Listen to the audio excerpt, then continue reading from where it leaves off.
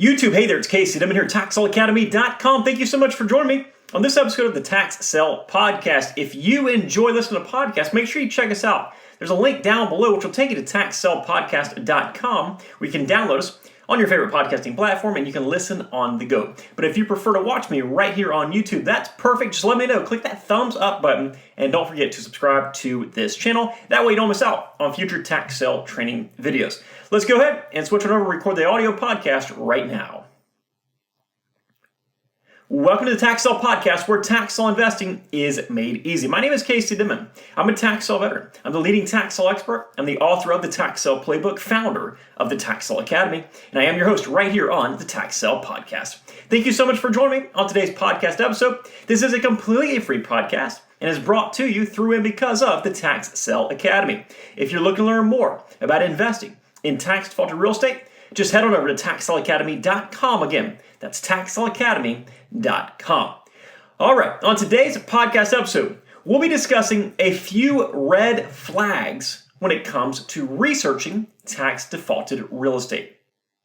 So as you might know, tax sale research is such a very important part of what we do as tax sale investors.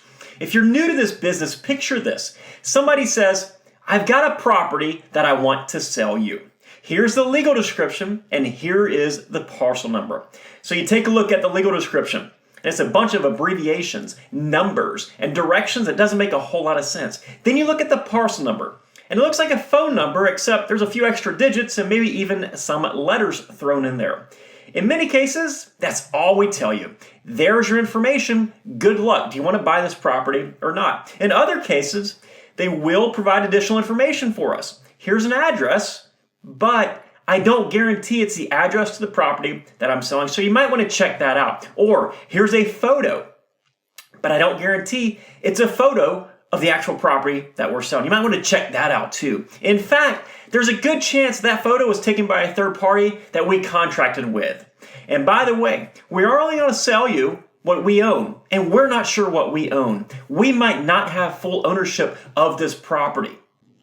And then for good measure, you must understand that by buying the property that I'm offering to sell, everything falls on you. We hold no responsibility whatsoever, no liability whatsoever, nada, zero, zilch. We don't guarantee anything, nothing. Everything is on your shoulders.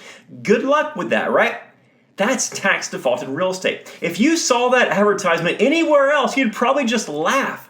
But that's exactly what tax sale investing is. And that's such a large part of the reason that we are able to get incredible deals, because it does require the extra effort. That's also the reason that research is so very important. I get dozens, if not hundreds of videos that I've posted over the years on YouTube on tax sale research. I've gone into depth on research in this podcast, and obviously it's something that we go into great detail on inside the Tax Sale Academy. Don't think for a second that tax sale research is mundane or boring, or you can just scrape by with surface level research. You can't. You will lose money. I can just about guarantee it's going to happen to you sooner or later. Now, as you'll discover over the course of learning about this business and reading and filtering through tax sale lists, there are some good properties, there's some bad properties, and there are some really, really bad properties. The trick, of course, is to determine which is which. After looking at hundreds of thousands of properties that have been sold through the tax defaulted real estate system, there are certainly a number of red flags that can help us along the way. So let's go over a few of these red flags when it comes to researching these tax defaulted properties. The first red flag is what I refer to as the frequent flyer. Tax sale properties will end up at a tax sale because somebody failed to pay the taxes. We all know that. But was there a valid reason? Did somebody specifically choose not to pay the taxes on that property because they didn't want the property anymore? You're going to come across properties that we refer to as frequent flyers. And that means these are the properties that went through tax foreclosure one time. Somebody bought that property at the tax sale, and then they discovered there was a serious issue with that property to the point where they did not think it was worth paying the taxes on that same property that they just bought from the tax sale. So what happens? It goes through the tax foreclosure process once more. maybe even twice more, 3 times more. I've actually seen the same property at auction more than 6 times, the same exact property. These are frequent flyers, and there's probably a very good reason that that property is back at the auction. Another red flag is some sort of sign or notice in a photo. If an auction company posts photos of the property, or you come across a photo of the property online somewhere, there's a sign posted on that premises, then that should probably be a red flag for you. Now, in many areas, the tax foreclosure process will require a notice be posted on the property. So make sure you know what you're looking for. I'm not talking about that. I'm talking about that condemnation notice, that demolition notice, or that public nuisance hearing notice. Yep, all those are red flags. Another red flag is to review a tax sale list and see a subdivision name over and over and over again. I've seen some tax sale lists that will have 300 or more properties from one specific subdivision. Huge red flag. It could be an issue where that subdivision doesn't physically exist, or there could be no access to it. Perhaps it's not buildable, not desirable, or it could be crazy high HOA fees that make the investment there cost prohibitive. Scan the legal descriptions in that tax sale list for subdivision names to see if there's a recurring theme, then research that subdivision thoroughly before you waste much time there. The next red flag is a similar one, and that is properties that are in one specific area.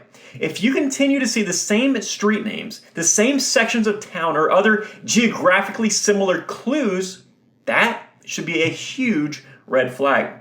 I've been in sections of town before where every third house was a tax foreclosure. That's right, every third house. When you're dealing with those kind of stats, it's very hard to make the case to invest there. So get a clue on the area that you're investing in and pay attention to all the signs. Another red flag along those same lines are the trashed properties. Now, perhaps it's not as obvious as 1 out of every 3 homes being a tax foreclosure, but maybe you have just 4 or 5 in one particular area or in a few city blocks, and half of those look like they're trash. That's a pretty good sign that that area is not going to be somewhere you should be investing.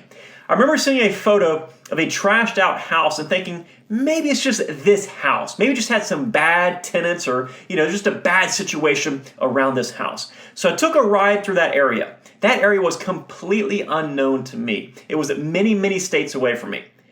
That was by far one of the scariest rides of my life. I was an obvious outsider. I was seemingly lost, and I was in a very, very bad section of town. Lesson learned, red flag raised. If you see a number of trash properties in one area, you can kind of conclude that that area is not going to be a very desirable area to invest in. Another red flag, structural disrepair. That wall that looks a little bit crooked from the road, it's probably the reason that property is here in the first place. And it's probably the reason that the house is unsafe and will be a huge money pit. Now, sometimes you can't tell, but if there's any indication whatsoever of structural instability, skip that property. I'm talking about large cracks in walls, leaning walls, missing bricks, that kind of thing. Sure, it can be very, very tempting to try your hand at fixing it yourself, hoping to save some money or hoping to snag that amazing deal. But as somebody from Florida familiar with structural issues, the cost to repair foundations can sometimes exceed the cost to just rebuild the entire structure. So make sure when you see structural issues, it's a red flag for you. Another red flag are the remains of buildings or trash on a piece of property. If you see a stack of old blocks on a property, they might have come from the building that was previously there. Now, it might not be that big of a deal, or it could be directly related to the reason that property is being sold, such as being a contaminated piece of property. If you're seeing trash on the property, then the locals might be using it as their dumping grounds. Meanwhile, when you buy it, you'll be required to clean it up. And let's just hope that they didn't dump contaminants there or thousands of old used tires, which I have seen before. The next red flag might be hidden on the tax sale list itself in the legal description. I've said it many times before, but the county is only selling that legally described land. They are only selling that legal description, not the address, not the house, not what the photo shows or what the neighbor says they're selling. They are only selling that legal description.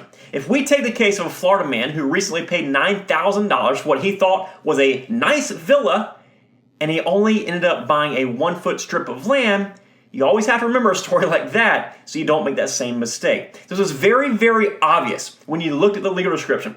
That legal description read northerly, 1 foot. It was very, very obvious if you took the time to read that legal description, and of course you had to know what you're looking for. I've also seen situations where that legal description will say conservation area, water retention area, neighborhood park, and then sometimes you'll see a percentage ownership that's being sold instead of the entire property. It's not fun being a property owner that only owns 1/72 of that property. So make sure you check those legal descriptions for the obvious red flags.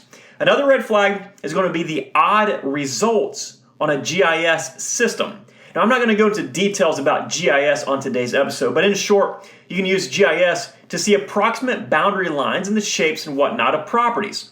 If it's not obvious by reviewing the legal description, that GIS can make oddly shaped properties become fairly obvious.